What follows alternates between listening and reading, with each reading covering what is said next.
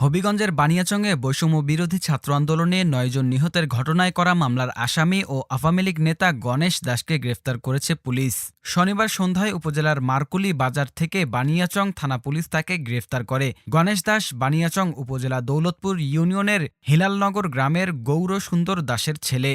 Police জানায়, গত ৫ August বেলা ১১টার দিকে বৈষম্য বিরোধী ছাত্র আন্দোলনকারীরা সাগরদিঘির পশ্চিম পাড় ঈদগাহ মাঠ থেকে মিছিল বের করেন।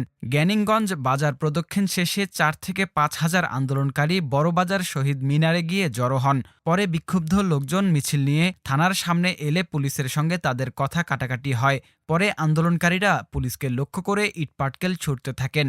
প্রত্যক্ষদর্শীরা জানান, ঘটনার সময় পুলিশ রাবার বুলেট, কাঁদানে গ্যাস, সাউন্ড গ্রেনেড ছোড়ে। পুলিশের গুলিতে ঘটনাস্থলে ৪ জন সহ ৭ জন নিহত হন। এ সময় ভিডিও ধারণ করতে গেলে বিক্ষুব্ধরা এক সাংবাদিককে পিটিয়ে হত্যা করে। এরপর বিক্ষুব্ধ জনতার রোষানলে পড়ে থানার উপপরিদর্শক সন্তোষ চৌধুরী নিহত হন। পরদিন গুলিবিদ্ধ আরেকজন হাসপাতালে চিকিৎসাধীন অবস্থায় মারা যান।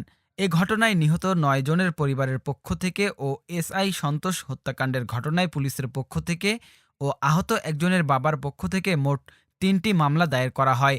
এসব মামলার আসামি প্রায় ১০,০০০ মানুষ।